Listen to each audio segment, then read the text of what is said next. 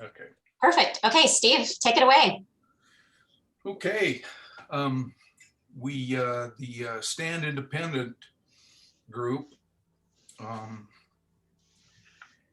met over the last couple of weeks, and we talked about what might be interesting but also important for everyone on this fireside.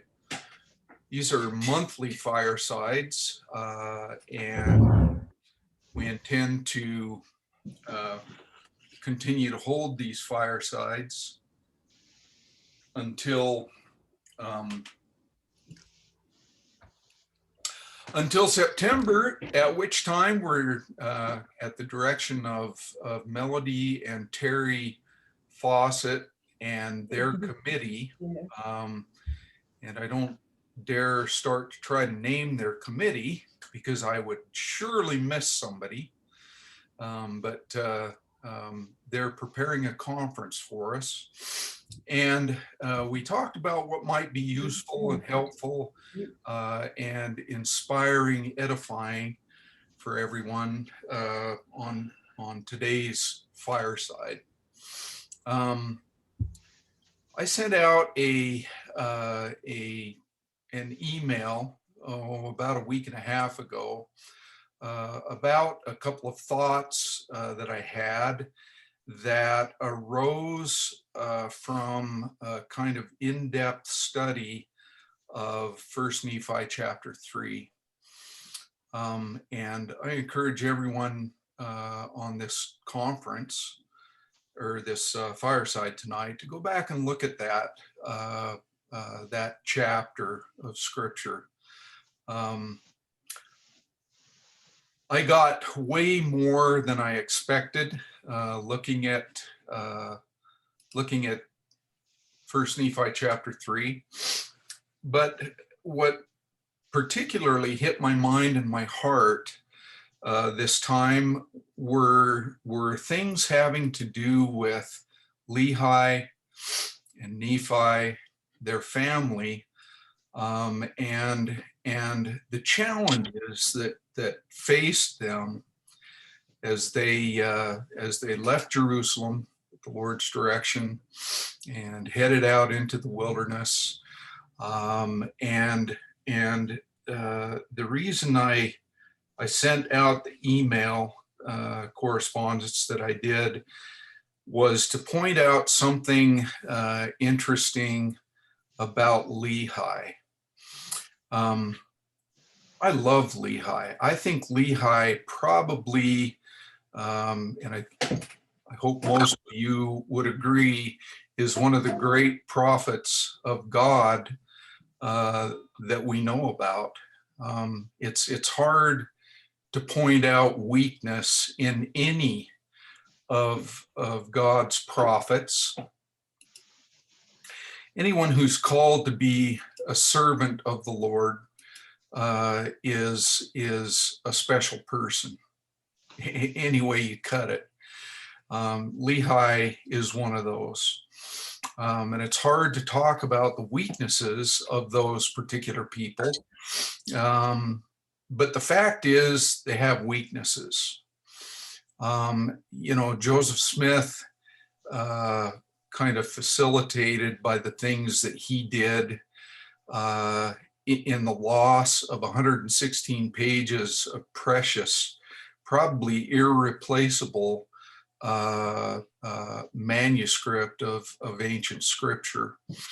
And Joseph, if you've read the historical record, the true historical record, you know that Joseph was devastated when that happened. And he, according to his mother, he paced the floor for over 24 hours crying and wailing and thinking that probably he had cost the Lord everything that the Lord was trying to do in bringing the Book of Mormon forth. So those great men that we call prophets of God have weakness. They make mistakes. But in third Nephi or first Nephi chapter 3, you're going to notice something about a particular weakness of Lehi. And it's that I want to point out, talk about tonight, not again to point out or to make Lehi a thing of naught or someone that we shouldn't pay particular attention to or revere as a prophet of God. But there came a time when Nephi's bow broke. Everybody remembers that part of the story, right?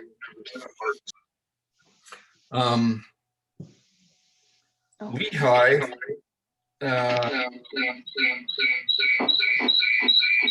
Okay, hang on.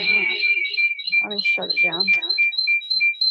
if we can get your Lynn, I think that's, okay. get you on mute. Okay, great.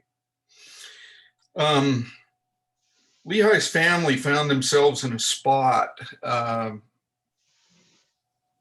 where kind of the chronology of things is that they were going through the wilderness. Things were going seemingly good. And then Nephi broke his bow. Do y'all remember that? Something that we all kind of focus on in the words of the Book of Mormon. Have you ever paid attention, though, to the reaction of Lehi's party, Nephi's brothers and sisters, the offspring of Ishmael, when Nephi broke his bow? Do you remember? Does everyone remember how everyone reacted? Was everyone cool with the fact that Nephi broke his bow? All of a sudden, for whatever reason, Nephi became the very reason that Lehi's party was starving. And all of their ire, all of their hard feelings were turned toward Nephi. And Nephi says, they were angry with me because I broke my bow.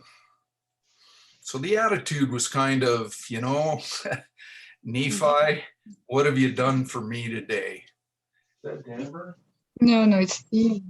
We don't know him. Oh, sorry, guys. And so all of their ire was turned to Nephi. Now, there may come a day in the future when this people is wondering where the next meal may come from. Like Lehi, we may be asked to go on a journey, to go to a place, to be removed and taken away. And as I read these words in First Nephi chapter 3, I thought about us. I thought about like Nephi said, I kind of likened these things to us. How would we react? How would we respond? Would Nephi be responsible for our hunger? Would he be responsible because his bow broke for the fact that we have no dinner tonight? But here's the thing that struck me more than anything else. What I want to point out is that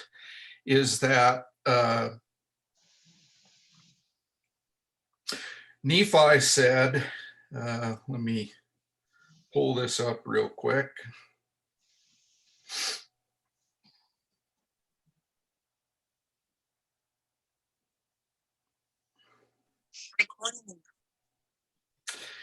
Nephi said,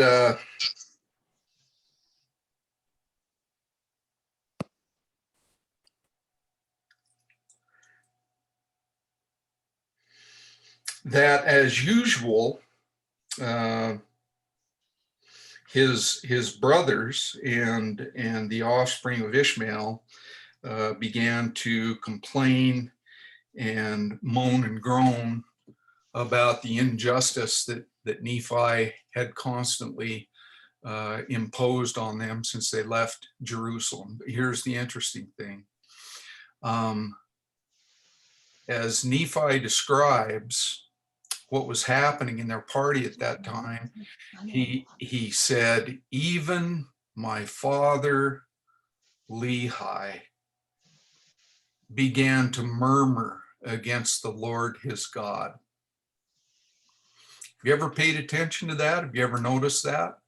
Even Lehi, that great prophet, was brought to the point of complaining and murmuring against the Lord his God because of his hunger, because he was starving. I haven't sent it yet. I just wanted to read it. Oh.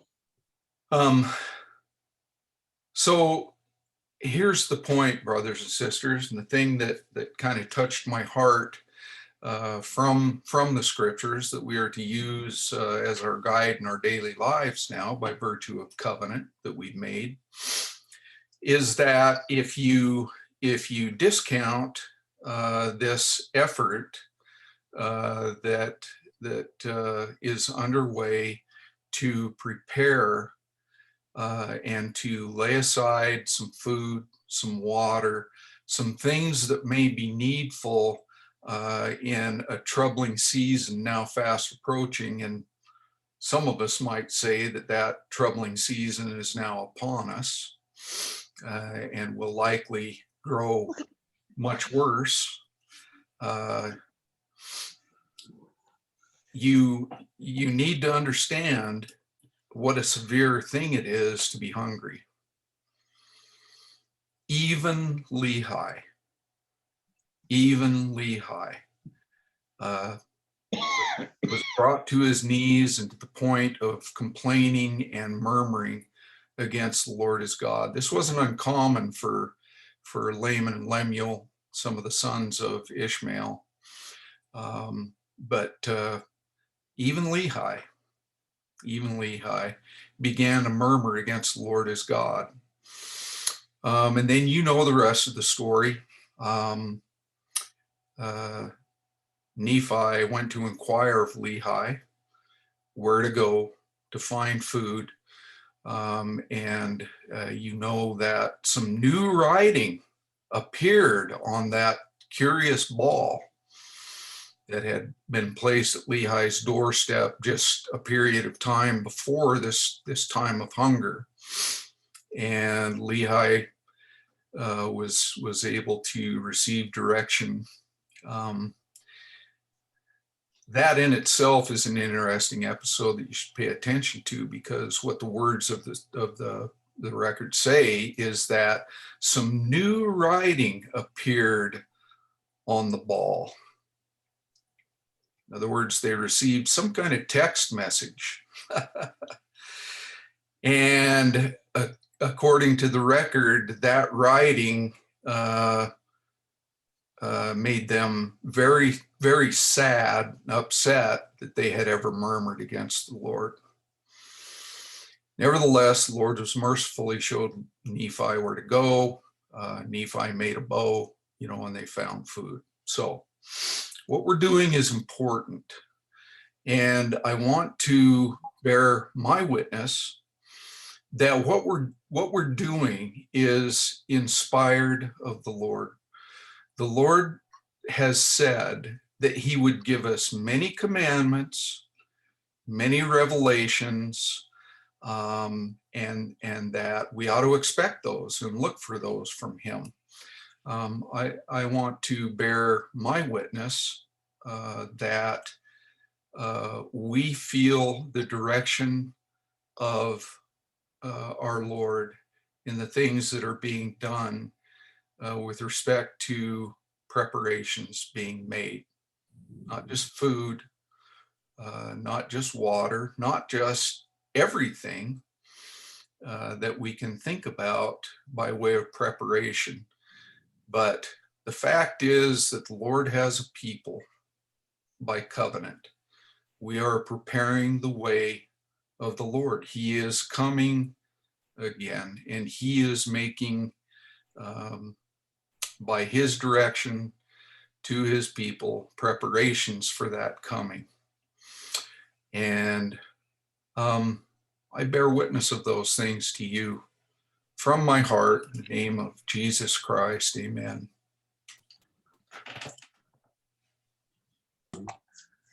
Thanks, Steve. I appreciate your thoughts on all that. And it's really interesting that that you pointed out that even Lehi was tested and tried, and you know, when you face it, no one's above it, right? I mean, you just never know what the Lord has in store for you, how he humbles you and teaches you, and I think we all have been there and or will be there at some point in our life. Let's go ahead and have Terry take 5 to 10 minutes at the most, 10 minutes at the most, if you'll kind of keep to that time. And then John, we'll have you go next. Okay, well, I'm excited to be here with you tonight. I agree fully with what Steve has presented to us this evening, and that there are two pieces to the puzzle for preparedness. When Melody and I had a lapse of judgment and volunteered for this thing, for the conference, we knew the need for preparation on an individual basis, but then realized there's the other part of the component, which is the community base. Lehi, when he was having his own personal struggles, needed a community to help him out of that struggle. Likewise, it will be for us, all of us, in the future. We need to prepare personally those things that we can prepare, but then as a community, we are much, much stronger. And in fact, as we looked at it, we realized that while the conferences in the past have produced outstanding individuals with understanding and learning and just wonderful additions to my knowledge base and understanding, there's just a whole bunch of people out there still untouched, untapped, with knowledge and information that we need to gather from them. And so in going to the Lord over this, we prayed about it and wanted the Lord to take charge of that aspect, that we would like everybody that listens to this and is part of this effort to go to the Lord and find out what it is he would like you to teach us. That way, if it's something you already know, great, you can put polishing touches on it and the Lord will help you. If it's something you know nothing about, but you'd like to know something about it, pray to the Lord and start some research and study. And by the time September rolls around, by the way, we'd like to have any displays and information available by the end of August so that we can get information into the system. So by the end of August, if you'd have your research and things you've done, and research things that you find that are really interesting and valuable for us, send it in to the website, and we're going to have it stored on a server so that if the web system all goes down, we will have that information available.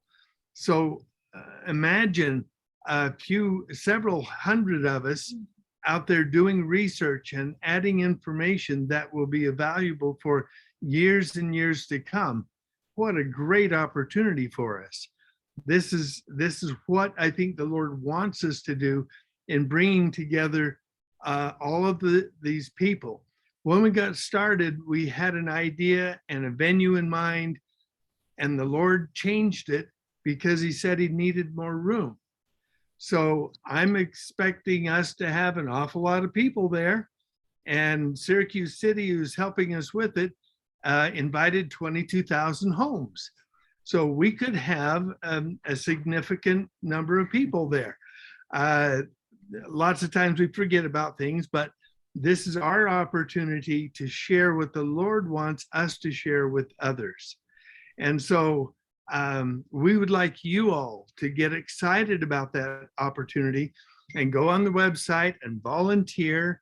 There's some ideas on there, but if you've got one the Lord wants you to do, please put it down and tell us what you'd like to do, and we'll work with it as we learn about it. I just want to say a couple of things. Just the fact that we've been warned that we need to be prepared. We not only need to be prepared for our own families, which is the number one thing, but we cannot survive without a community. I can't produce everything that I need. He can't produce everything, for our family, and you won't be able to produce everything you need. But if everybody takes a piece of that puzzle and we come together, we will be able to live, I think, a great life, even when the rest of the world is in chaos. So that's why our focus on this conference is for everyone to get serious about learning a skill or a trade that you can do to contribute to a community of those that are trying to live probably off the grid at the time when things get bad. So this is our opportunity to pray about it, like he said, and really find something that you can do to help others. And I know so many of you have so many skills, and it's been amazing to see all the wonderful things that people are willing to share. But that doesn't mean that only those people that have volunteered are needed. We need everyone to do their part. We've got 2 posters that have been submitted to show what they've come up with. And it's so exciting to see the research and so much information just on a poster. And that's all we're asking. If that's all you can do, that would be wonderful, because we can find information. One little thing can spark something. So if you can contribute something to this, this is your way of showing the Lord that you're preparing and you're listening to the warnings that he's giving us to do something. Don't just sit there and hope somebody else will do it this time. This is for all of us to step forward and do something. That's all. Thank you.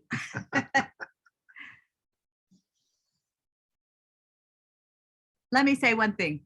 The website will actually, we're getting more and more information on it to help you know what and how to do it. Okay, so if you have any questions, you can just contact us or read what's on the website on the conference link. Okay, thank you.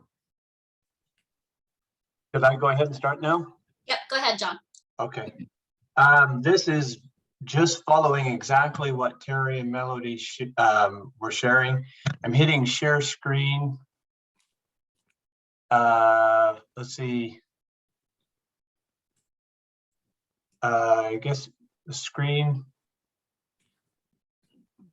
How do I scroll through and find? I've got the conference, or I've got the web page up on my computer, but how do I find it? I hit shared screen and it just said select a window, but it's not on there. Does anybody know?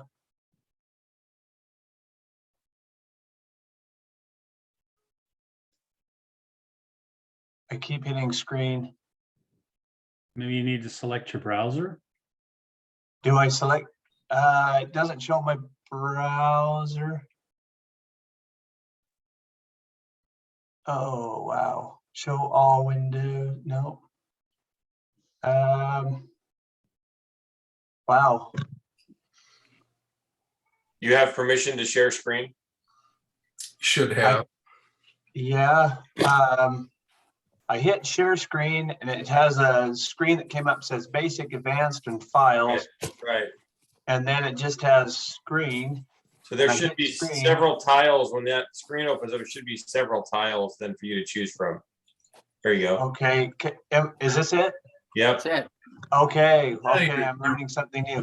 This is the Stand Independent website. I've been tasked with, first of all, talking about the conference section of the Stand Independent. If anyone wants to at any time go to the standindependent.com website, right here at the very top, there's conference 2022. The main page will just take you right to the start of the conference information. You can select conference schedule, which will show you the different venues and the different times and the layout of the high school where the Saturday events will take place. That's where all the displays will be. And as you look at displays, you can see, well, you scroll down a little further, you got youth options for Saturdays. Terry and Melody have made sure that it's going to be a day that the youth will enjoy as well. And there will be, for children 3 years and older in different categories, there will be places for them to go. And there are people who have volunteered, paid volunteers. Shake your head, yes, Melody, if I got this right. Cole's volunteers will be there to, I can't hear you. You can unmute if you want.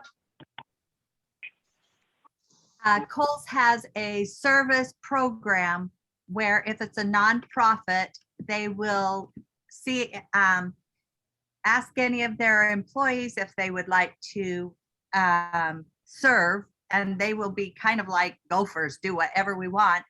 And the Kohl's will pay them $25 an hour to do that. And I thought that would be awesome, because that way they can help with the kids, play games with them, stuff like that. And that will give the parents a little bit of an opportunity to listen and look at displays without chasing their kids around. So we'll have a mini gym for those that are 5 and older, and a little preschool playground for those that are 3 to 5. Those in diapers need to stay with their parents. But then there is an opportunity, and I'm going to just share this really quick, John, I hope that's okay, about Rush, the Rush Funplex. We have made arrangements with them, and you can see on the screen, there's bowling, laser tag, mini golf, go-karts, kiddie carts, bumper cars, roller skating, rock climbing, bounce area, foam pit, billiards. All of that is included in a one-day pass for $20. That's awesome, because it's usually 30, but the kids, if we're thinking, if they're mature, 10 and older would be, this would be a great place for them to hang out during the day.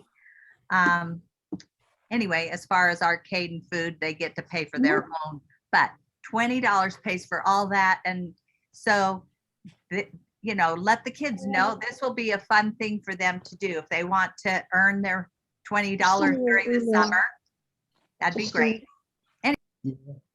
Yeah. And I'm going to tell them I You're wrote muted again, Melody. on how to use your food storage. You're At muted least again, Melody. Tribute that, yeah. Someone isn't muted. Okay, what did you ask me? Oh, no, I just said you're muted again. Are you done? Hello? Yes, I'm done. Okay, moving on then, after the schedule, Well, if you go back, did I say anything wrong? this goes back to what Terry and Melody had mentioned, as far as these are just suggestions that I don't care. Right off the top of your head, something that you might want to present at the conference as a display. Here's a whole big old long list that you can go through to maybe just get you ruminating and thinking about things. And then we really, the whole group thought it was delightful what Terry Melody shared. Don't let anybody else tell you what you should present. Let the Lord tell you what it is to prepare and present. And it doesn't matter if different people overlap in subjects that they're going to present. We can facilitate people talking to each other if they would like to do it together as a group. However, regardless of if you, for example, I have a really good friend in our fellowship here, Scott Holtham, who said he wanted to do beekeeping. He heard somebody else was doing beekeeping. And what about that? Well, everybody has their own point of view and their own take on beekeeping. There are some general things, but there are other details that are very personalized and may ring true and right with one person or with another person. So it just doesn't matter if there are two or more people presenting the same idea. Just let the Lord tell you what to present, and then don't worry about it, and then we go back. It has another area in here where you can submit videos.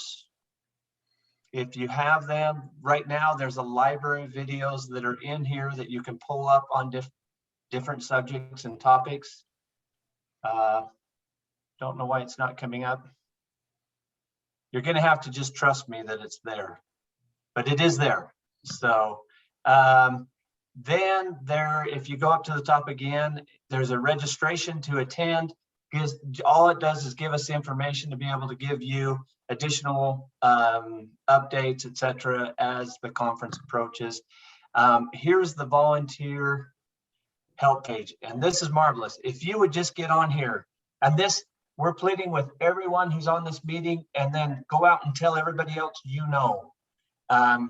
just get on here. The only thing we need for you to have space for a display is to fill this out, and we need your email, your name, and this is a request that I really agree with Melody on this one.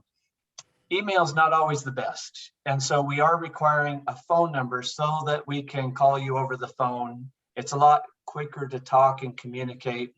Am I getting this right, Melody? Give me a thumbs up if I'm getting this right. So Absolutely. And the one thing, some people just like me hate emails, and and so I might not see it for a while, but I will see a text. So maybe if you are one of those people that like text or phone calls, you might put a little note. That way we could text out the information instead of an email. But we need them both, just because an email blast or a text, whatever, it's good to have the option. So thank you to do that both. yes, and then we also need just the topic of your display and how you would like to present it.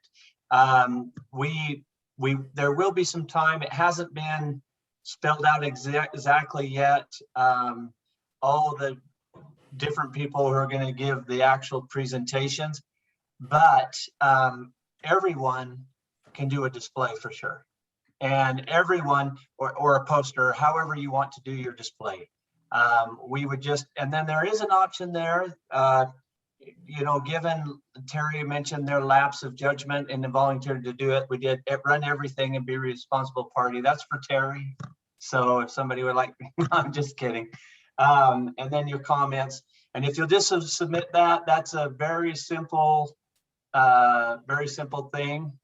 And then going back again, there's an info page for the volunteers, and what that includes is just some suggestions. The tables, there's all the different tables and the table sizes, suggestions of how to do displays. Now here we have an example right here. This is Donald Anner. He's already got his poster done, and it's marvelous. And this will be at the conference, but that's an example of a display that's been created for this conference. And the whole purpose of this conference is to initiate or ignite curiosity and excitement to look into things, to do something.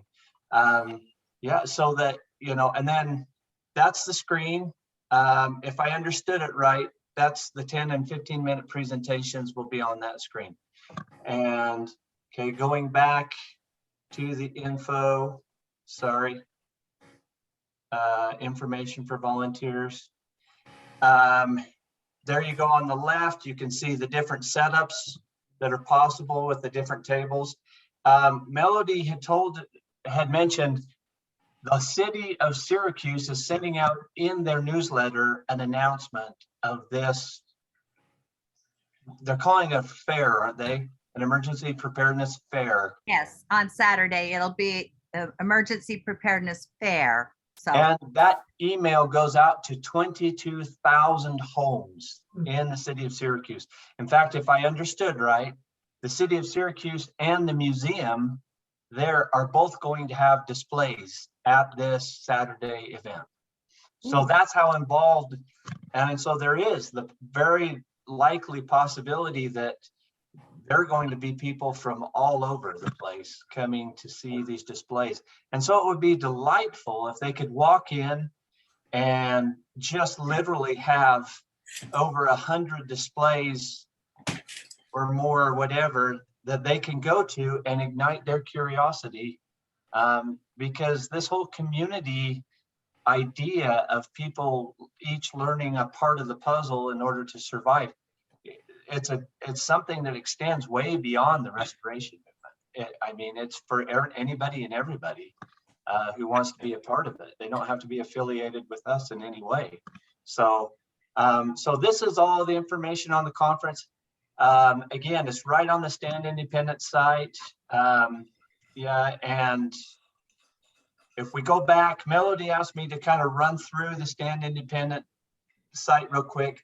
All of these drop downs are very informational. The different types of foods for storing, and they all come with certain bits of information, interesting information, how much the average American eats of meats and stuff like that, different ways of storing them, canning, dehydration, etc., and storage. Now, one thing that you'll notice on here, this site is a continually evolving site. And so, for example, like supplies, in this whole drop down, there is a lot of opportunity for people to, let's see, was that it, the supplies, or was it the methods?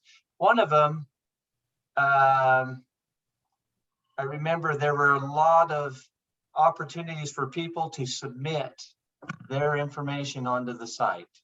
And so even the information that's here, if there are others in this meeting or others that you know of who have information that can be submitted to the site that would help people in preparation, please, we plead with you that you would do that. And some, you can contact us here on the contact page and say, what for? I'd like to submit this information. We'll get with you, get your information and get it up on the site.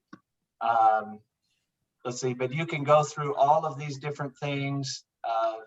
They've all been put up just for igniting curiosity to look into matters. This is an important one right here. Share your stories. We would like to hear from you about your successes and your failures. A lot of learning comes from failure. And people who have done things and they failed, and so they've tried and they failed again, and then they tried something else and it's been a success. That can be very valuable for people who've never looked into the matter to begin with. So they know some pitfalls to avoid. And so we'd invite you to come to this part of the webpage and put in your story, whether it's a success or a failure, or whatever it may be. We'd be interested to have experience posted on your actual experience. I don't know, that's pretty much a quick overview of what's on the site. Is there anything that I'm missing, or are there any questions? I'll mention one thing. Under submit videos, we have two different areas. One is for all the things that you're researching. When it doesn't even have to be on the subject that you're actually researching, but if you come across a video that has very good information that you're thinking, wow, I hope I can remember that. Maybe I should save that. Well, I'm sure it would be something that would maybe help someone else. So if you want to submit it under the video archive, that would be awesome, because then others would be able to benefit from that. We've also got worship songs, and the reason that we put that is because music brings so much of the spirit, and there's a difference between regular Christian music and worship and praise songs. And worship is really when you are worshiping the Lord. And if there's music that you love that brings the spirit and worship to the Lord, submit it, because we would like everyone to get more familiar with worship music. Okay, that because it's so beautiful, and like I said, it just brings the spirit. And so that's what that's there for. So submit anything that brings the spirit and worships the Lord. Thank you, Melody. Anything else from anyone? I have a thing or two, if you're okay with that. Oh, Shalice, please. Shalice really is, okay, kudos, thumbs up, everything for Shalice and the work that she does on this. She knows how to do the computer stuff on this. So thank you, Shalice. She's the best. You guys are sweet. Thank you. One thing I wanted to add for the displays for the conference, it would be awesome to have a whole bunch of variety. But with our invitation going out to 22,000 other additional people who might have maybe 1% show up, it could also be an opportunity for some missionary work. If anyone was interested in making, say, a display for the baptism, or for, I don't know, questions and answers that people might have with religion and things of that nature. Those are also available if you're interested in doing anything to that nature. Great. For anyone that is wanting to present and wanting to share, I would be the liaison for any technical needs. So if you have a PowerPoint presentation or something of that nature, I want to make sure that we have the right connections and hookups so that we can show that on that projector and be able to make that available for everyone. For those not doing a verbal presentation, if there is more information than you're able to put on a poster or a handout or something like that, I'm more than happy to create individual pages for each person to put their information on the website. And then you can just have a link or something for people to go to and read up and watch more videos and things like that relevant to your display. And that way it makes it kind of unlimited as far as how much you want to be able to share. And it gives us an archive on the website that we can access later. So if anyone's interested in that, feel free to contact me and we can get that set up for you. I want to add one thing about that. We were hoping that with your research that you've done, if you were to make a handout that listed the videos that you would recommend, or the websites or the books or whatever. The problem was, we don't know how many people are coming, and it would get very expensive for you to be printing up hundreds of copies of your handout. And so that's why we thought, if you can get that together and submit it to Shalice before the conference, that's why we're hoping by the end of August and the latest, the 1st of September, so she can actually get it on the website, so that when people see these things and they're excited and they go home and they just are able to access all of your information and get going, that will be very, very beneficial, and it'll help get this going. One thing I thought I'd, yeah, Well, we don't want to.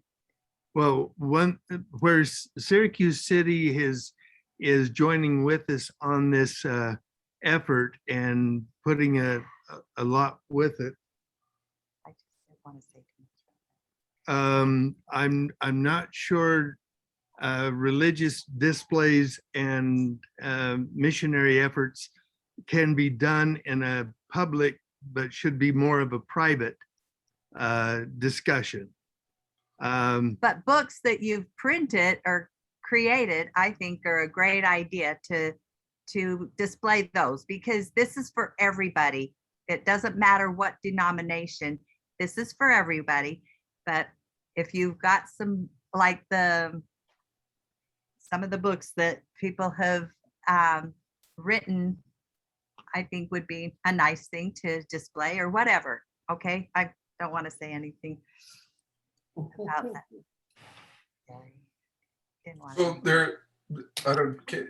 there was a question on the chat related to the 22,000 households in Syracuse or whatever. I'm not even sure who submitted that on the chat. Are you prepared Okay, to say anything about that, Melody, or should I we will. wait for a better time? I'll say it really quick. When we, to get the building and everything locked in, we had to go to Syracuse City because they have, after the school, they have the next option to reserve the building. And we wouldn't be able to get the building until August 20th. And that was way too late. We needed to know now. And so we talked with the city and, to ask them not to do that because we wanted to do this emergency preparedness fair. They were very interested in it and offered to, do that. Plus, they're going to cover our insurance costs. And it's a great benefit to us to be able to partner with them. Plus, it is nice to be able to share this with other people. That's one of the most important things, is that everybody gets prepared. This is the fact. They had an emergency preparedness activity about a month before we went to talk to them. And out of all their city, they got about 104 responses.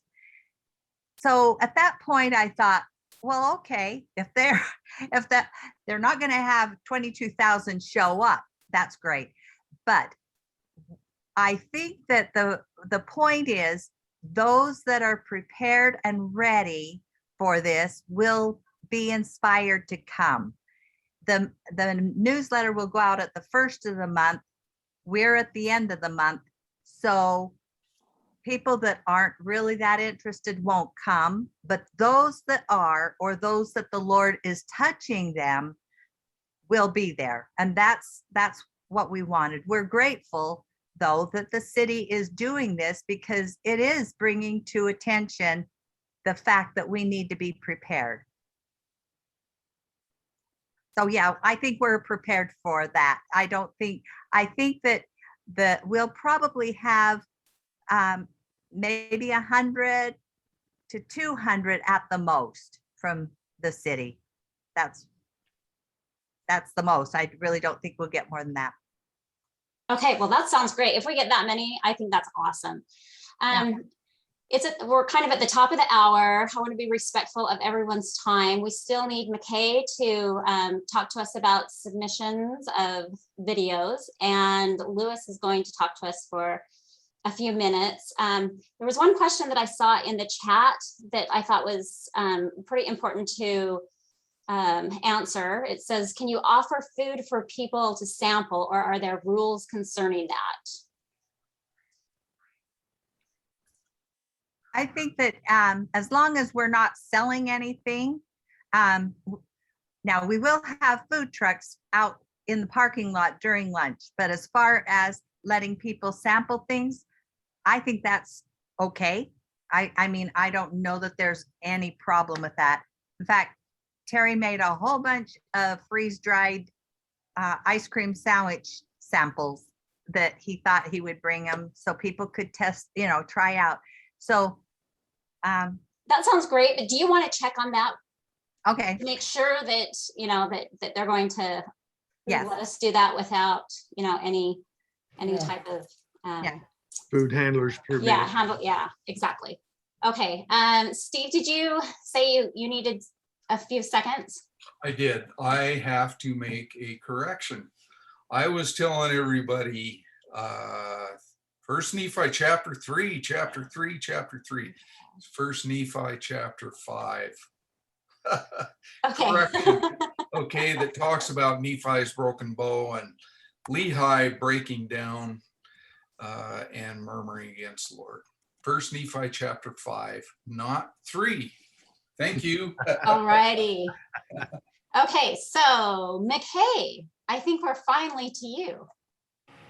Okay, Angela, do you want to give me an idea how long you want me to If you Go. could just go maybe 10, 15 minutes tops. I mean, if Sounds we get to good. 7:15, I'm going to say, hey, McKay. Yeah, please do. Wrap it up. Okay, before I've been asked to share something I've done personally that maybe can benefit the whole movement, and that is storing YouTube videos that are useful. But before I do that, I'm sharing my poster that I made yesterday. I just took a look at something I didn't know anything about, plant Turning garbage into nutritional deficits. And he looked at maybe 5 or 10 YouTube videos on this. And this shows the top 8 nutrients that a plant needs and where you can get them from your garbage can without going to the store. And that's what I'll be displaying. And then this little, can you see this? This little poster shows you how changes in the leaves, what they're going to look like for various nutritional deficiencies. And this one right here shows a graph showing that rapidly spiking price in nitrogen phosphate. So something occurred to me. We're going to start seeing fewer bombers. You know, that Oklahoma bombing, that was nitrogen phosphate. It's become too expensive. Only rich bombers are going to be able to do their bombing. All right. So now, okay, now my videos. So I have a, can you still see my face? Or is it just my screen you can see? No, we can see your face. So, okay, here is a little external drive that I bought for the purpose of storing videos. I know they were quite storage they eat up a lot of storage. So what is this? How do I get out of here? Okay. Help, Shalice! I'd hit the big X up in the right-hand corner there. There's no big X. Where are you trying to go? On the Trying right. to get this thing, the secrets of Dumbledore. Let's get rid of it. Right. How Top the right, heck do I there's do an that? X. There's an X? I can't Top see an right. X. Keep going up. Up. Yeah, it's not there. It's Up, covered up, by up. my, It's in covered the- by my app. Oh, Okay. man. Drag it lower. We can see it. I can't drag it. It won't drag. You got to grab the top. Can you get above Secrets of Dumbledore? There you go. Ah, thank you. You're so sweet. Okay, so let's go back to this one. So this is a look at my, oh, that's not it. Here's a look at my Your email. hard drive. Yeah, okay. What the heck? There's Dumbledore again. Why is he coming up? Oh, man. All right, well, forget that. We're going to go to my Word document. Okay, this is a look at all the videos I have downloaded. There's 192. Please stop butchering and all kinds of stuff. Yeah. Somebody's got their, need to mute their Mike. So there's a real strong bias with the videos I've downloaded. They're kind of guy-oriented skills, techniques, off-grid stuff. This is all based on my belief that one day the society that is Zion will be independent from the surrounding society, based on something Denver said. That phrase, independent of the surrounding society, kind of drives a lot of what I'm imagining. And so this is related to off-grid food, shelter, water. What's missing from these videos is clothing, you know, fabric, sewing, cooking, furniture, bedding, stuff that I don't think about as much. So there are 32 blacksmithing videos, 8 on butchering animals from the Bearded Butcher series. They're awesome. 31 on construction, building root cellars. Timber framing is a special interest of mine. So there's a lot on timber framing. There's 4 on farming, 17 on food.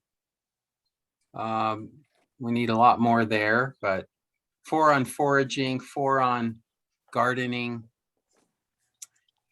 7 on landscaping, including building swales. This is something I heard Denver say once about swales and hadn't ever heard the word. And this is something that likely we will need to do to preserve water and runoff.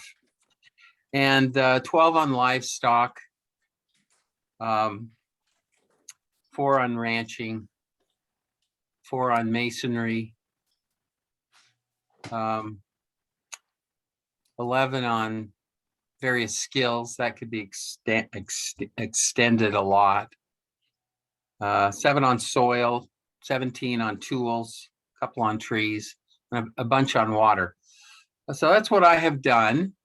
And I have probably looked at 3 times that many YouTube videos and said, no, that guy's, he's not a good teacher. His understanding is that of a beginner. There's a lot of people who do YouTube videos and they've never done the thing they're trying to do before. And they're videoing it for the very first time, and they obviously don't know a lot. These are people who really know what they're talking about. So I guess there's a. Oops. Anyway, so that's what I have done personally. I know Don Danner has done some of this, and Jim O'Rulian has done some, and then he's misplaced everything he did. But I think as a movement, we would like to, and this is kind of a third aspect of the Stand Independent, is to archive a lot of how to do this and how to do that, that will help a city-going society that moves out to the wilderness and tries to forge the New Jerusalem with the skills of city dwellers for the most part. Fortunately, we'll have a few people who have some long-standing skills, but you know, if we need a froe, F-R-O-E, to build shingles for our houses, we're going to have to find a blacksmith who knows how to make one. And if you've never even heard of a froe, what are you going to roof your roof with?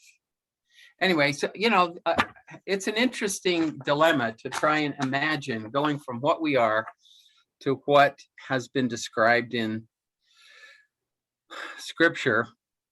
And this has been something I've done and encourage others to submit videos to the website. And that's way less than 10 minutes, Angela. But I will quit talking now. Okay, thanks, McKay. You have done some awesome work. I know Jim has put some videos together and it was on a different computer, and then he went to go look for it this week and can't find it. So bummer. Anyways, is Louis here?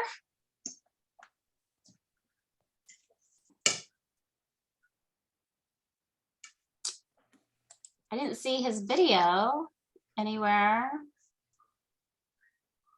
No, I guess not. Lewis has a project with some land that he's developing. I'm not exactly sure all the details. I know that it's in a lad, and he was going to tell us about it, but he's not here. So I guess we'll have to catch him later.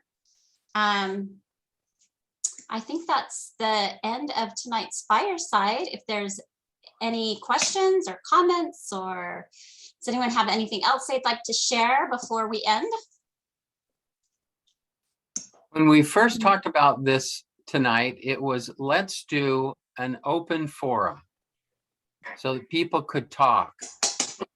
And this is the part of the hour where you do that. And if there's nothing to say, then we part ways, but I bet there are people out there with some things to say and some questions. I do. Can I? So my question, it's about electricity. So we have to plan on functioning, on living with no electricity. Is that right? Do you want me to say something about that? People, Yeah. Angela, is that okay? Yep, go ahead. Like if this is an open forum, then if anyone has something to say, just jump right in and say it. There's also a little reaction down at the bottom of your screen. You can put a hand up. I'll show you like in mine, and a hand will go up and it will put it in the order. So if you have something to say, that's always helpful. And then Angela, are you just going to direct traffic about who you think ought to respond or whatever? Sure, yeah. Okay. So I'll respond to the question about electricity, not because I am, the foremost expert on that, but I do know that there are some efforts underway that perhaps not everybody is aware of, but maybe should be aware of, because really all of this work for preparation of this community belongs to all of the community. And there are efforts underway to develop electricity sources for a New Jerusalem community. And they include development of solar energy that is mounted on trailers, solar panels mounted on trailers that are mobile, so that they're able to be moved from location to location, which assumes that they would be able to be moved to a New Jerusalem location as well. I happen to know that there is sufficient equipment ordered and delivered and in a warehouse now to build 9 of those solar powered generator units that are sized sufficiently to run a complete household. I think that the idea is to eventually make those available to anyone who would like to have one, and to develop those in a way that perhaps they could be sold. These units could be sold and in a business model format, and to eventually pay for themselves, but to be able to ultimately provide much of the energy, if not eventually all of the energy required in a remote location. And so that you should be encouraged and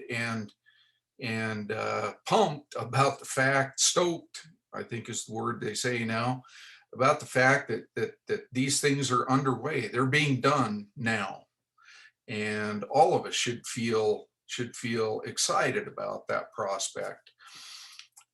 That is what I know about the need for power and energy sources and supplies in a New Jerusalem.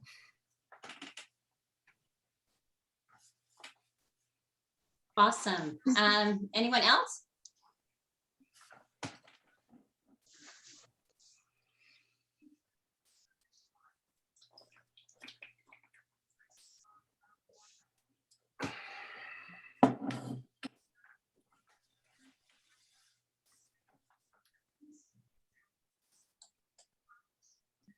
Just wanted to make the observation that. So Angela, just a quick comment here. This is Vaughn. If I could. Go ahead, Vaughn. So I love hearing what Steve just shared. And I think I'd just add that we ought to be open to and ready for the Lord to give us guidance down the road. For example, what he's talking about there may be something that's more critical for the interim period of getting things established and in place and up and running. It may be ultimately that what happens in a New Jerusalem and ultimately Zion may look very different than what we are all used to in our Western culture. And I think all of us expect that already. That may be true for electricity as well. It's not to say there isn't necessarily some role for it, but it will likely not be the same extent and role that we have today. For example, we all love our computers, right? We're using computers right now to chat and to see each other, hear each other. But the components that are needed for your computer, or should something go wrong, or if it needs to be replaced, those sorts of things will not necessarily be available indefinitely. But to get us to the point where there can be a community living in the mountains, there will certainly be things that will be needed remotely and separate from everybody else. Like, for example, tools or other things that need to happen. So that's just a thought. Something to keep in mind as a possibility is that maybe we won't have all the same sorts of things we have now at some point, but that there'll be sufficient for what is needed.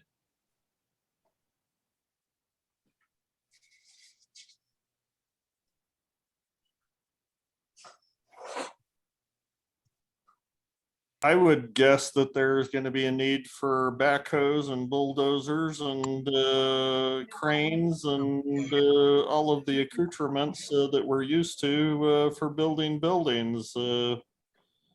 Because it seems to me that if we're going to be building a temple and we're going to be building homes and we're going to be building things like that, also mountains don't tend to be level.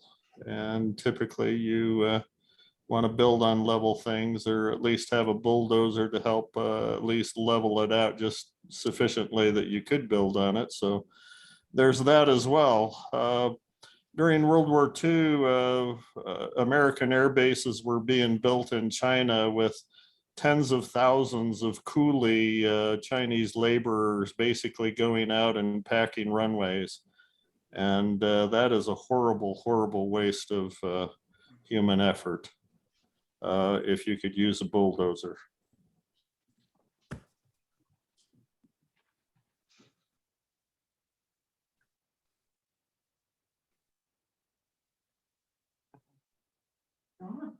Oh, hey, real quick, this is Kevin Sarah. I know I haven't talked to anybody in a long time, but I'm usually listening in at least half the time. Vaughn, I really appreciate what you were saying there. I think Zion is going to be a whole new can of worms that we can't even comprehend at this point. Anything and everything that's tied to Babylon and the technologies that we've been so accustomed to having and using, I believe, will completely, probably for the most part, fall to the wayside.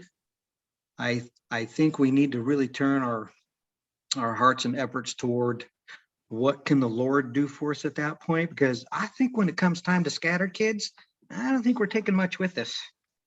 And the Lord's going to have to provide. You know, if he can crack a rock open and put water, then he can certainly touch a rock with his finger and give us light at night.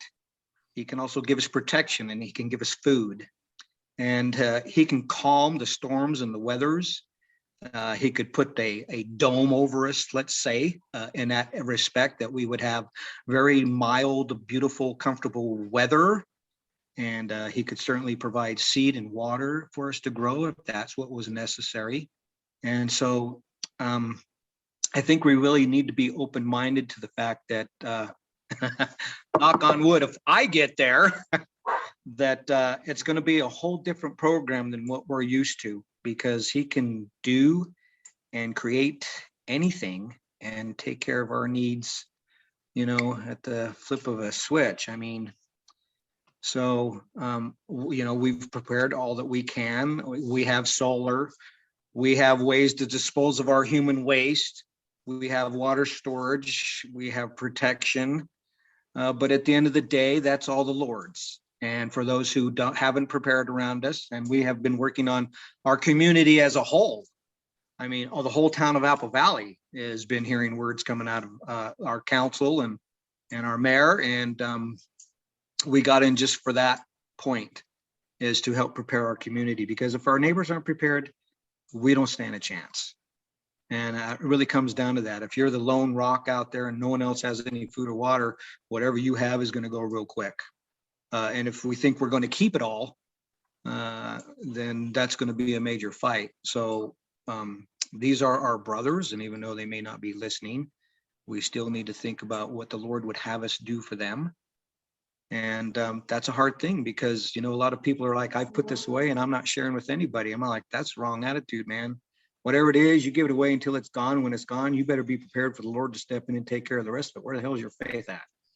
You know, that's my perspective on it. And I don't know if I'm right or wrong, gang, but that's just kind of where I'm heading with my life. Is I will prepare the best I can for me, my family, my neighbors and friends and loved ones, and even those that are my enemies. And but you know, time's running out fast. So just look at what's going on in the world, you guys. This is not far off. We're going to see major issues here going forward, and all the things that we're accustomed to, and all the easiness that we have, and the availability and the abundance is rapidly going away on a global scale for everybody. So be prepared in all things, but mostly be prepared in your heart for whatever the Lord may need you to do. And it may not be what you think at all, or what you want to do. But that's my take on it. I think it's going to be a lot different than what we think, you guys. True. I think that's very true. We have no clue, right? Okay, let's see. Nancy, if you have your hand up. Hi, sorry, I just had to unmute. We had somebody over to our house today who works with the government, and he reminded us that most counties and cities or counties in this nation have signed on for Agenda 2025. So we've heard of 21 and we've heard of Agenda 30, but what Agenda 25 means is they're trying to choke us out of being able to use fossil fuel. So having tractors and having machinery is not going to be very easy to do, because the prices of gas are going to go up, and furthermore, they're going to require most of these vehicles, or all vehicles, to have a way to be monitored on how much of a carbon footprint you're leaving. And so they will start taxing you astronomically for this. So I think, you know, for the people who have said that we're looking, I think that we need to be careful that we're not trying to look at where the Lord wants us to go, like the Egyptians did, or like the children of Israel did when they left Egypt. because they took Babylon or Egypt with them. And so in the book of Revelations, it states that some people are invited to come out, and they go to the wedding feast of the Lord, and when Babylon falls, they rejoice. And the others cry. I mean, it talks about the merchants who have no one to buy their goods and stuff, but I think that anyway, my advice is that we just need to realize that we don't want to be those Egyptians. We don't want to be those children of Israel who bring Egypt with us. Does that make sense? That we're probably not going to be able to use the big equipment. We're not going to be able to get gasoline.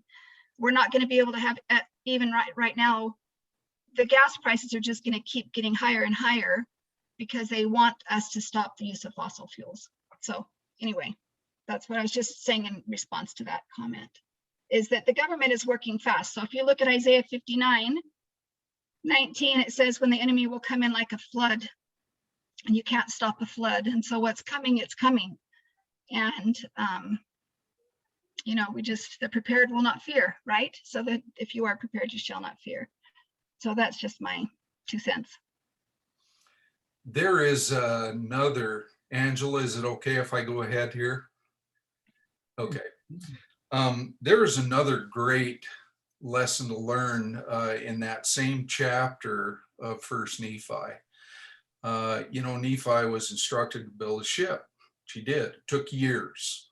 We kind of lose perspective of that as we read the account, but it took years. And after years of labor, instruction from the Lord about how to build this ship, the ship was built.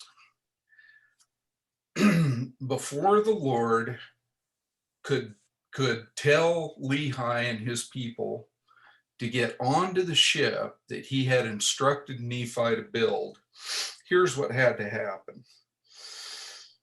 The record says, and it came to pass that on the morrow, after we had prepared all things, much fruits and meat from the wilderness, honey in abundance, and provisions according to that which the Lord had commanded us. We did go down into the ship with all our loading and our seeds and whatsoever things we had brought with us, every one according to his age. Wherefore we did all go down into the ship with our wives and our children. Now my father had begat, so forth. So before the Lord could put these people in the ship that he had commanded them to build, it was necessary that they make some preparations according to the commandments of the Lord. Now you can imagine, we can think about manna, we can think about the power of the Lord, we can think about, all of the different things that the Lord can and has done for his people in past ages. The fact is that the key is that we listen to the commandments of the Lord, listen to his voice, and obey. The Lord did not put Lehi and his family and their group on a ship to send them out on waters where they would arrive dead without provisions that they needed to make the journey. And so our preparations ought to be, first and foremost, a response to the directions of the voice of the Lord, not what we think or can contrive about how it's going to be, how it's going to look, how it's going to turn out. We don't know. But if we simply hear the voice of the Lord and obey his directions, that's the whole reason and purpose for which he will give us commandments and revelations, not a few, or commandments, not a few. I think I got that reversed. So it really is a function of, like the brother said a few minutes ago, it's a function of our faith. This is a work of faith. It's a work that will teach us how to hear the voice of the Lord and try our best to respond affirmatively to him.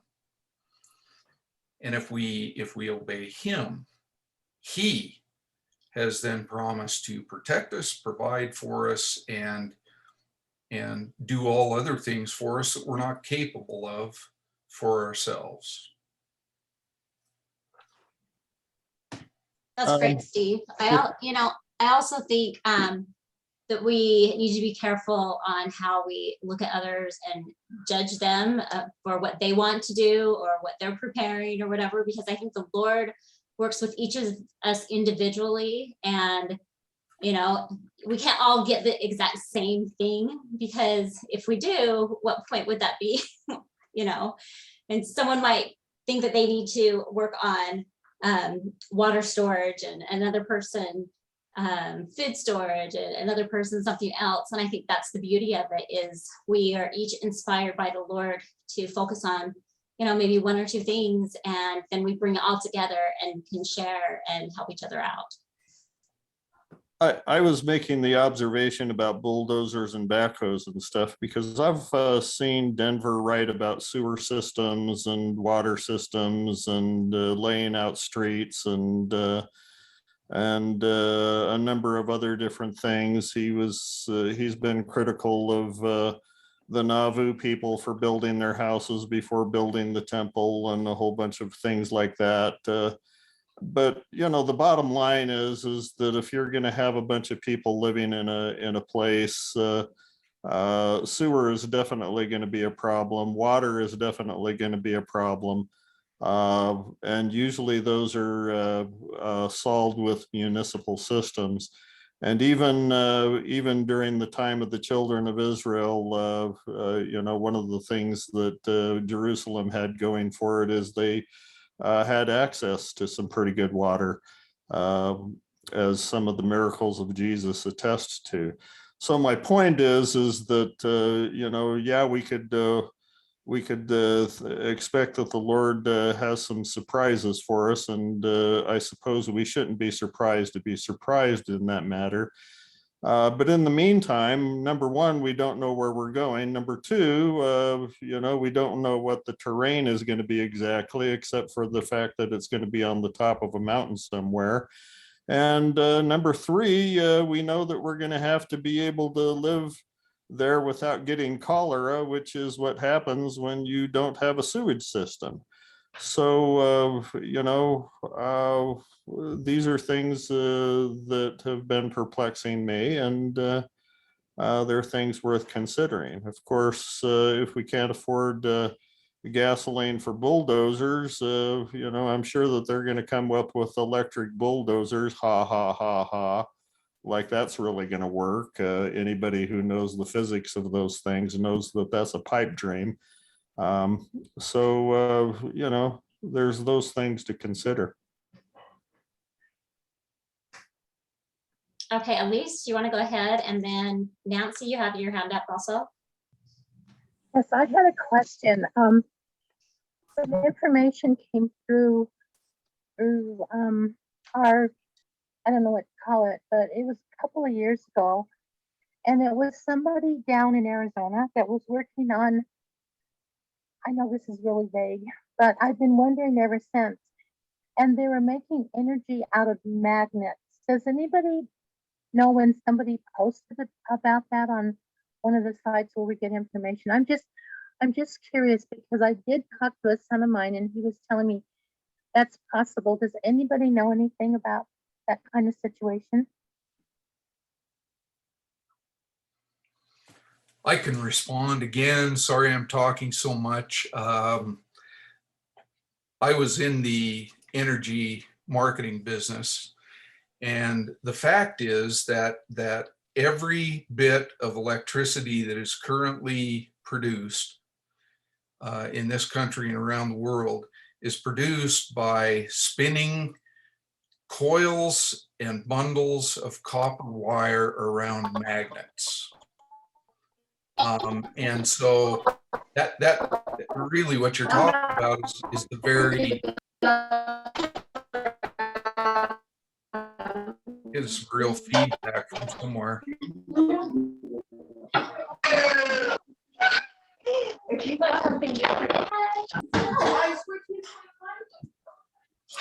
So you need to understand that that's how electricity is made, and the energy source used to spin those bundles of copper wire around magnets is everything from wind to solar to natural gas being burned, spinning turbines and so forth. But that really is the basis of how electricity is made. Is there another form of, I don't know, biometrics that, does anybody remember that email? It was about 2 years ago, but they were working, someone down in Arizona, it's in the remnant, was saying they were making great strides. I can't even do it. Somebody want to go get Hey, Steve, I think you can, as a host, you can mute people using your participants. So there's several people, I don't know if they know that we can hear them. Sorry about that. Yeah, I'm trying to see how to mute everybody. Well, you can go on just the participants, and then you can look and see whose microphone's hot. That was Gregory's iPhone, Steve. Oh. Okay, sounds like they've settled down. So. Well, anyway, thank you so much. I appreciate the answer. Yes. I'm not surprised that magnets are used to produce electricity. That's just the basis of how most all of the electricity on the planet is produced. Yeah, I knew that, but this was fascinating on the fact that the idea that they were using to make the electricity had something to do with the magnets repelling each other. And so it was but it's been about 2 years. I don't know if I can still find that email. Yeah. Pretty fascinating, but I'm sure there's going to be some pretty amazing things when the Lord comes that we'll just be fascinated by. Thank you so much. I appreciate everything everybody's doing to help us all get prepared. Here's another little tidbit that I'm going to throw in. And again, I apologize for saying so much. Can you imagine the technology that Enoch and his city will make available to us? You ever thought about that? Yeah, thought about those things a lot, and it's pretty glorious to think about that. Like Denver says, we have a front row seat to see all the amazing things that are, coming about. So thank you all. If we will just be faithful and keep his commandments, listen to his voice. And Okay, have that Angela, I'm communication done. Sorry. have that communication and relationship with him, so when it's time for him to gather his people, we'll hear what he has to say, and we can move.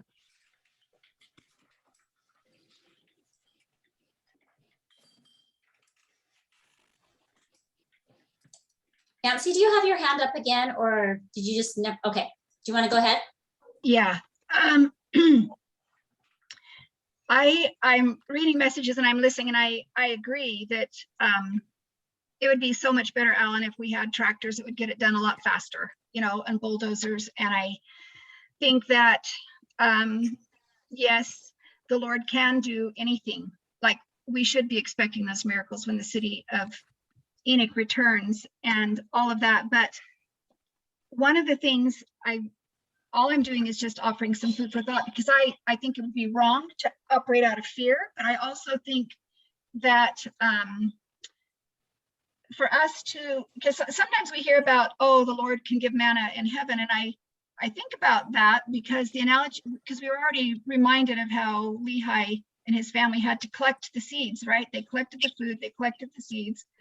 The people in the Jaredites did the same thing. And so when I think about the children of Israel and the manna, I think we don't want to be that people, because they were naughty. Like, they had to wander in the wilderness for 40 years. And so the Lord had to do something to keep them alive, but they weren't, I don't think they were supposed to be there for 40 years. I think he had a different plan, and the people would rise up, right? They wouldn't go see the Lord. So sometimes when we think about manna or the things the Lord can do, it's true. He can do all of those things. But I think in most instances, whenever the Lord is preparing a people and he's expecting them to build a ship, which is what he's wanting us to do in essence, he's expecting us to actually do the labor. And then I liked what was said that, after we've done all we can do, then we have, I think, the right to expect that Heavenly Father does miracles, right, to fill in the gap. So I'm not disputing anything. And Alan, I agree. I think it'd be so much better if we could have some bulldozers do some of that work for us, right? But I also think it's, as we're doing things, we still do need to be aware of what the enemy is doing. I don't think in fear, like, oh no, we have to, we can try and we can't outsmart them. We can only follow God's plan, and he is the smartest one. He's the one who will lead us. But at the same time, we can't also say we're going to be like the children of Israel, because I hope we're not like the children of Israel, if that makes sense. One of the big untold stories of World War II was the construction of those B-29 bases in China, where they used tens of thousands of laborers using shovels and just stomping. And then the Japanese overran them, by the way. The Japanese saw that those bases were being built, and they did an offensive as late as 1944 and took them over, which is why the B-29s had to take off from the Mariana Islands. The point is that was horrendous labor without bulldozers and stuff like that in order to make those airfields. And I don't imagine that Zion is going to be nearly as wasteful as that was.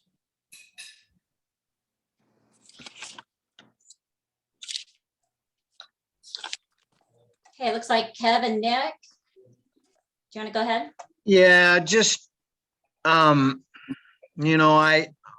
had so much thought in what would it look like. I think we need to put a little perspective, and this is just my opinion, I might say. I certainly don't want to offend anybody in any way, shape, or form. So if I do, it wouldn't be the first time I've stuck my foot in my mouth. So with that said, though, I think we need to really realize here that we're heading into a whole new category here.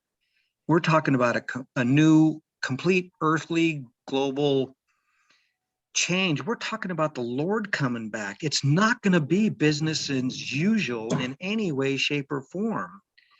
Everything that we have now has been given to Babylon. Can the Lord still use some of that? Absolutely. If he wants to fill some diesel trucks up or a tractor with diesel and get it up to the mountain, he'll make it happen. But I will tell you, as I look at the philosophies of the Indian nations, and I've done a lot of in-depth study for them also, they had a respect for Mother Earth, and they lived within their means and their boundaries, and they were not destructive in any way, shape, or form on the land. And Babylon has been nothing but that. So for me to think that we're going to take a bulldozer up into the mountain and flatten it out to build a new city, I think the Lord can just reshape that mountain or hillside any way he chooses to do so. He don't need a bulldozer. And I don't think he needs oil. He has the capabilities of doing far beyond our abilities to even begin to comprehend. Because when we go to Zion, the first and utmost thing that we're going to have to learn to do is get along and be willing to help and sacrifice for each other. And we're not even there yet. We have not learned to do that yet as a group. Why? First of all, we're not all living under the same roof. And I mean that by being in one place of refuge or safety. There's going to be lots of challenges really before we become a Zion people. And when the Lord gets really ready to bring Zion about and really build the new Jerusalems and these beautiful places, he's got that all orchestrated. He knows exactly how that's going to come together. We'll just be the people that are willing to do whatever is necessary to accommodate that. So I stand on it again, have faith, leave Babylon behind. Don't even think we're taking Babylon, because I don't believe Babylon's going to Zion, you guys. That's my take on it. I really feel that it's what's in our hearts, and the Lord can do wonders. We're going to see wonders. We're going to see miracles, even in all this turmoil and destruction and Babylon being smashed and all these nations being brought to their knees. That's for a good reason. Look at how destructive they all are. Look how corrupt they all are. In order for the Lord to return, that has to be wiped out. We're going to start out with a clean slate. We're not going to be in this lower level on this planet anymore. We're upgrading to a new planet, and the Lord will be its king. I can't think of anything more beautiful than that. I mean, what an amazing time for us to be alive on this earth, and our children to go through this and see this happen before our very eyes. You know, I'll be 66 years old in October, and I've been waiting my whole life for this moment to be here. It's arrived. We're at the forefront. You're seeing it unravel before your eyes. Anything and everything we think that may happen or could happen or might take place, we could be completely off kilter with the whole thing. Completely. I think the Lord knows, he knows exactly how it's going to roll out. We have an idea. We've been given some directions. So keep our eyes to the heavens and keep our heart close to the Lord, because that's really what it's going to take. Thank you for your time. Thanks. Lynn, do you want to go ahead?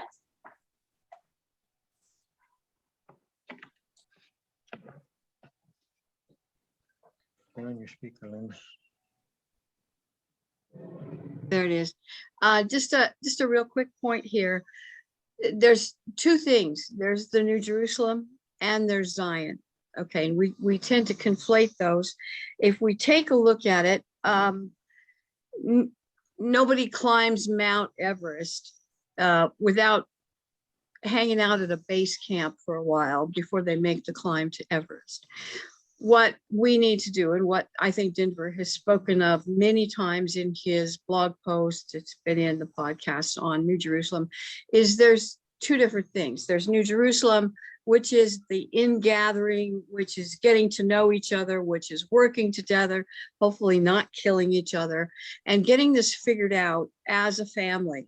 And then there is the hike to Zion. So they're two different things. The regeneration of the earth comes in Zion when the earth protects hers, okay? But there is a workup in the New Jerusalem that might be messy, that we might need food for, that we might need preparation. I think one of the most valuable views of this, in my experience, is Keith Henderson's journal entry of July 2022 that he posted on the Recorder's website.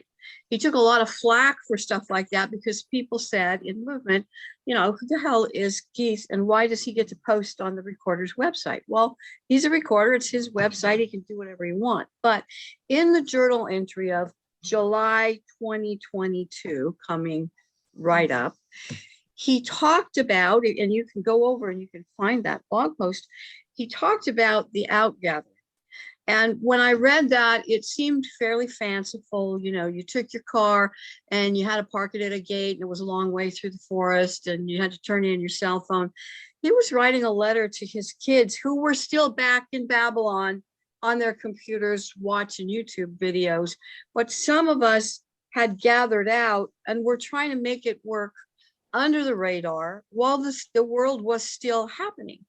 You know, when I read Keith's take on that, my thought was, you know, Keith is not a stupid man. He sits around and he hangs out, has a couple beers with Denver. You know, Keith knows stuff.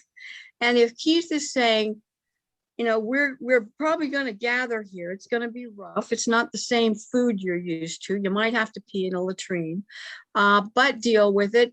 Some of the people who were gathered out and felt like they'd like to do this passed and went back to Babylon and said, no, we're not quite ready. It's not quite done yet. I think I'm going to go back. And, you know, the book of, what is it, Revelation says they were marrying and giving in marriage. They're spending $30,000 on a wedding because the people out here still thought things were going to hold together. We've got, you know, we're not in economic collapse. When the gathering out or the call to gather comes out, various things I've read from, you know, from the scriptures, from Denver, from people that I really value their judgment, says it's a quiet gathering, and it's one of a family, two of a city. It's small. It's not the thundering herd going down the freeway with a you know, solar panel and a bulldozer on a trailer. It's quiet. And as these quiet little gathering out folks happen, to get together and learn how to work together with, as a family, as a loving family, then there's one blog post of Denver's where he says, then you can bring in another family. You've got it. You know how to live together without killing each other. You bring in another family, then you bring in another family and another one. So I love Kevin's take on this. I see the value in Alan Pulsifer's take on it.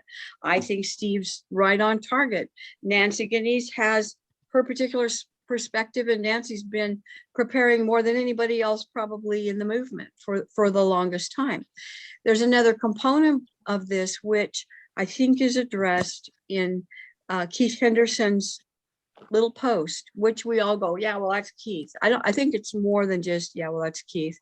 I think there's something in there worth taking a look at, which is there's a small, quiet outgathering to a place with a few people who start bringing in a few more people.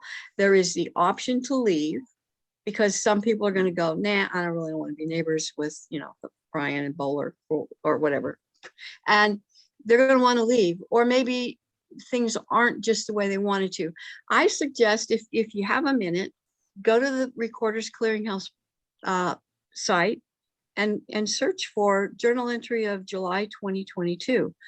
You know, was Keith Henderson, you know, in on some dating that maybe we don't know? It's probably not coincidental in my mind that we've got the X over America with the eclipses coming in April of 2024. We've got, that's kind of large, but then talking to Adrian Larson and the committee that's putting together the Book of Mormon in Hebrew, classical, biblical, vetted, rabbi contributed classical Hebrew. That comes out, according to Adrian's time schedule, if I'm not wrong, 6 months before the X over America. And, you know, the Day of the Jews, they get the Book of Mormon in Hebrew. That could have something in it.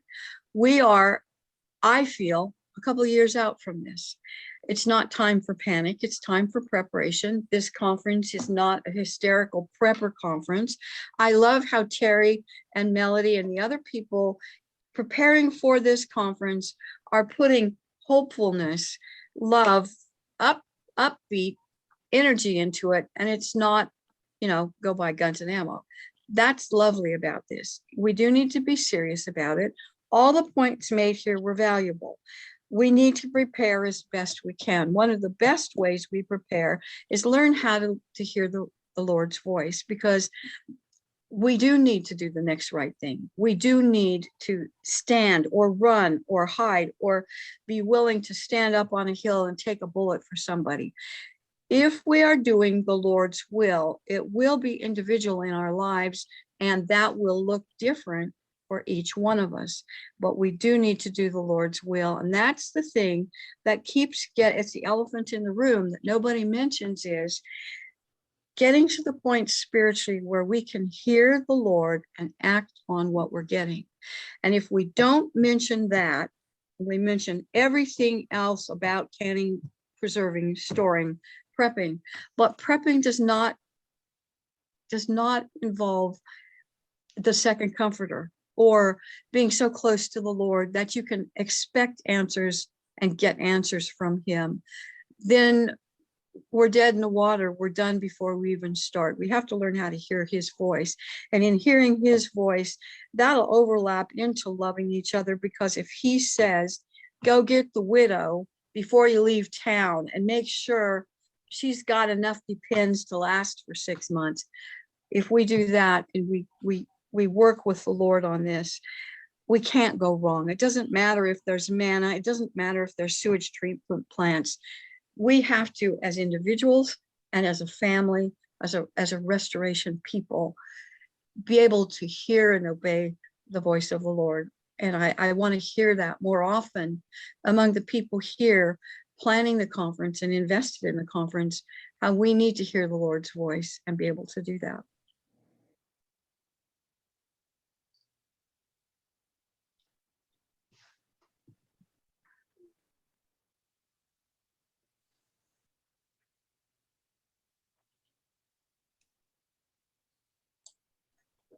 Great thoughts, everyone. Is there anyone else before we close up? It's almost 8 o'clock, so, or 8 o'clock my time, 9 o'clock your time. Okay, Norton's, let's see. Do you want to go ahead?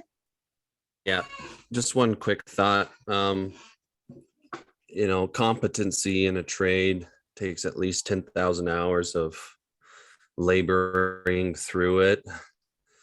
You know, as a trained machinist, 5 years now into that industry, I believe I could finally say I'm somewhat competent. I'm a journeyman machinist, but I'm nowhere near a master.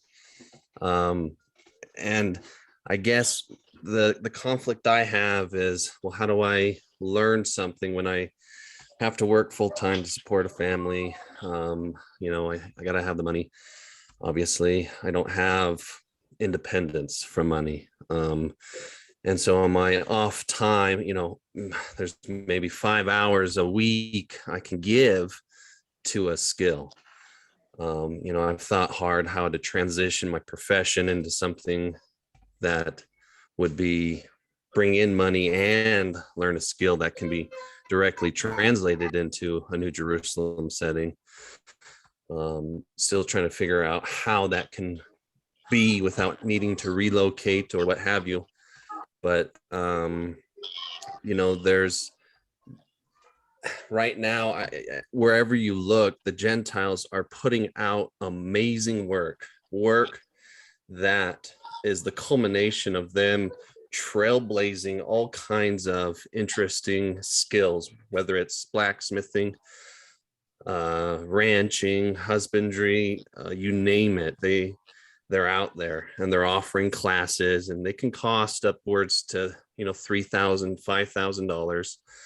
But you go and you're taught by someone who's competent, who's a master even, to kind of accelerate you. You know, if you can't transition your profession, or if you want to help just kind of augment your learning, there are resources out there.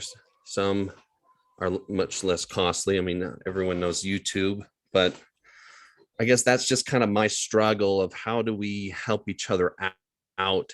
You know, maybe there's someone out there who would love to go learn something, but doesn't have $2,000 or a $500 online kind of course that they could use. So I just, you know, if I'm just kind of just speaking out loud in terms of how do we all help each other?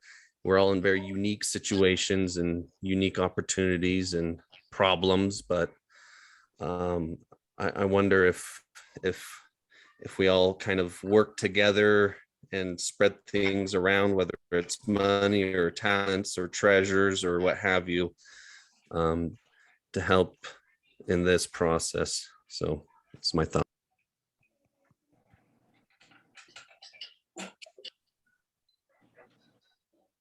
Carrie?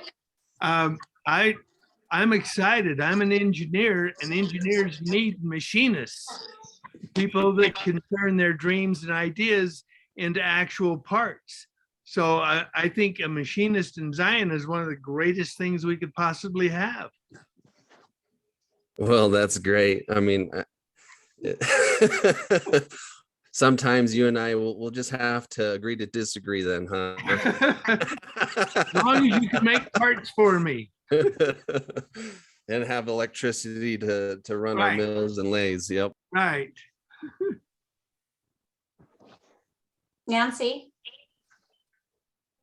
Sorry, sometimes I don't even say anything. I just listen and don't say anything, and I don't know why I'm talking tonight, but I can't help but think, you know, I've really appreciated a lot of the words that have been said tonight, and I feel like there's so many things that we need to think about, but especially being a people. And I don't think saying yes to the covenant makes us a people. It makes us a chosen people to be an example on whether or not we've actually lived the covenant, right? I mean, Denver talked about that in the definition of a chosen people. And so for me, I think that, and it's been said that it's not just like we have to prepare our food. Like it's vital that we prepare, but we have to become a people. And if we can't worship together, or if we can't associate together, or we cast each other out, how are we going to go to a place and be together and not pollute it? I don't see how. And so I think that we have to have, you know, Lynn said we have to be able to hear the voice of the Lord. Amen. We do. But we also have to become a people now. You know, at the talk, I don't know how to say it. The one out in the desert, Ayurveda or whatever, I don't know how you say that, but Denver had commented that when the Lord has a people, he has them build a temple, and those who are his people are those who accept the covenant and then live it, right? And so I've been thinking a lot about what does true repentance look like, and how do we actually live the covenant? There's different aspects. You know, some people feel that they need to be working on, whether it's finding the lost sheep or whatever, and I'm not here to say how, but for me, I just keep thinking, what does it look like for me to be a truly repentant Gentile, right? How can I,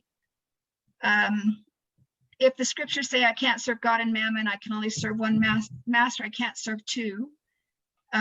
If we're told in Alma, all ye who are desirous to follow the voice of the good shepherd, come ye out from among the wicked and touch not our unclean things. I think about these things all the time, and I think what does it look like to have me be repentant, right? And so I don't want to, for myself personally, believe that if I have my food storage, I'm going to be saved, or if I belong to the right church, I'm going to be saved, or if I said yes to the covenant, I'm going to be saved, or if I said, if I declare Jesus in my heart, I'm going to get raptured. I'm not afraid. I just don't want to become like in this mindset that can happen so easily, where I think I've got it made because I finally am listening to the right person, or I belong to the right group. I think it's important that we realize that we have to become a people right now, right? And what does that look like? How can we expect to go someplace and not pollute the land if we aren't working on getting along now? And so I just appreciate some of this. It probably has almost nothing to do with food storage or with temporal preparations, but if our efforts together and working together allow us to, or make a way for us to love one another as he has loved us. All of us probably today partook of the sacrament. Probably everyone on this call, I hope so. If not, finish this call and then go do it. And what we covenanted to do in that sacrament was to have his spirit to be with us, and then to have his spirit to always be with us. And what is his spirit? It is to love one another as he has loved us. And so if you do all of these things and you fail, we fail to have a heart together and a love for one another, a respect for one another, and a kindness and deference toward one another, it doesn't matter what we do. You can have warehouses full of food, and if we fail to have his spirit to be with us, which he has said means to love one another as he has loved us, then it's all for naught. But I believe personally in my heart of hearts that he has inspired his people to begin preparations such as we are working on together in order that we can interact and work together and talk to one another and express love to one another and to be his people. It's not about food storage. I know that. It's about becoming his people, which means love one another. Love one another.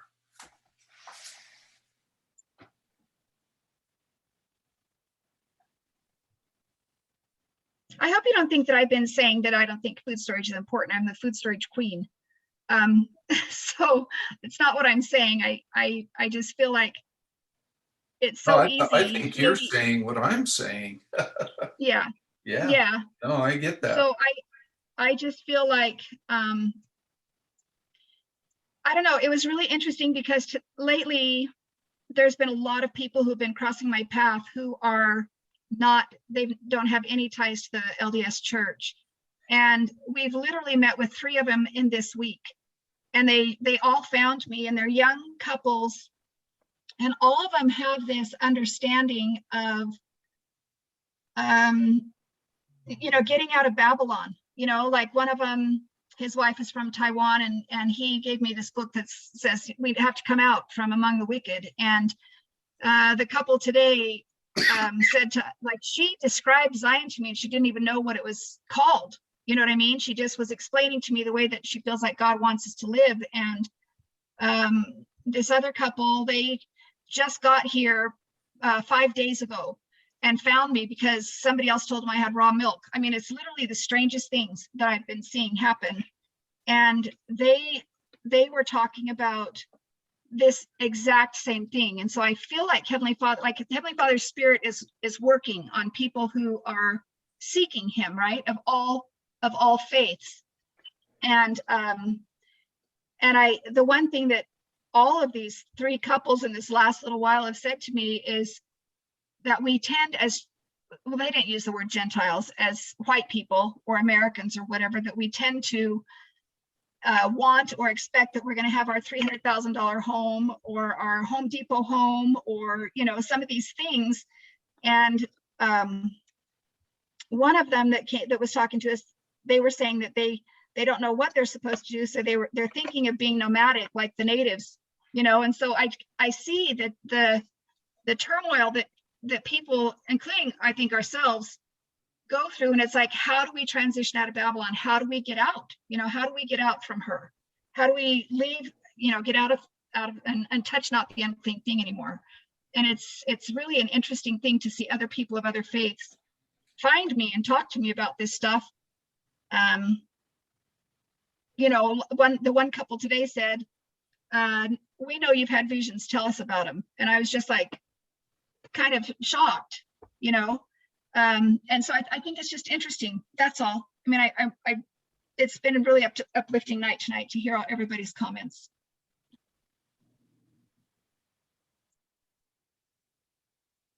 I'll just speak. So the thought that I had, the thought that really, I mean, I don't want to, say everything's fine, but the thought from all of the things that have been said tonight that really hits home for me is the idea that if we work hard to know God, to be like God, to be God's people, to love each other, then, and we work hard to keep God's commandments to us individually, then God's going to prepare us. I mean, yeah, he can, make fountains of water and miracles, but that's the thing. I think he's going to, through commandments, get us ready. I mean, I think I don't have enough food supply. I don't have enough water purification or that, and it concerns me. But then I think, well, wait a second, if I'm keeping God's commandments, he's going to tell me what I need to do. Quick story a friend of mine shared. He's kind of a mechanical type, and he likes to buy old cars and fix them up so that he doesn't spend too much money on cars. He said he was driving along in this old car that he had fixed up, and all of a sudden a part just broke and stopped running, and he got out of the car, and he figured out what part he needed, and then he looked and realized where he was. He was right by a salvage yard, a pick-apart salvage yard, and he took his tools and he went in and got the part and came back out and fixed his car right then and there. And he said to me, so were the angels keeping that part working long enough until I got to that place, or did they break it earlier so that I was right there and could fix it right there? And so I think that's the thought that really kind of helps me is if we do our part and we, like Steve was saying, we're becoming the Lord's people, then God's gonna make sure we're prepared by telling us what to do. And I mean, the thought that I have is I need to do more. I need to do more to make sure that I'm hearing the voice of God and that I'm prepared and keeping God's commandments. And things won't happen in haste. Things will be prepared. I honestly don't know what that looks like, but I think it's going to be something to see, and I'm excited to be around to see it. Thank you.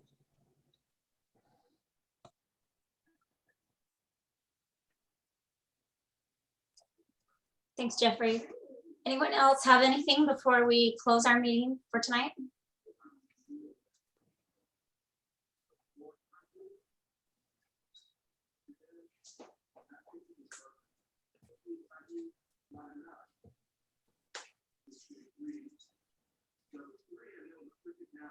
Okay. Well, I think it was a great fireside, and I learned a lot tonight, and it's great to hear all of your comments, and excited that to be a part of this this food storage and preparedness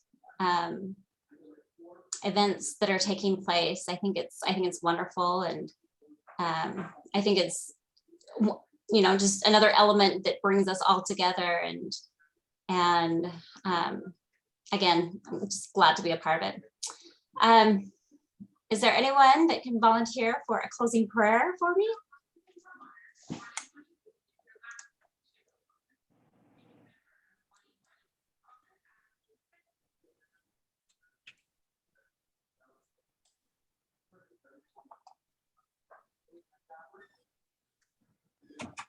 If not, I'll just go ahead and say it then. Okay, I'll go ahead and say it. Our dear Heavenly Father, we come before thee this night. We're so grateful that we had the opportunity to meet and be in so many different places in our country, and that we're able to meet together and discuss these things that are so important. And we want to be able to prepare and do as thou would have us do. We pray that we can listen to your voice and that we can be prepared in all things. We love thee, Lord, with all of our hearts, and we pray that you will guide us and watch over us. And we say these things in Jesus Christ, amen. Amen.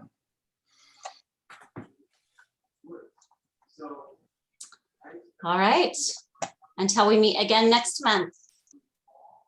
Thank you, Angela. You're awesome. Thanks, everyone. Thank you. You did awesome. Thank you. everyone.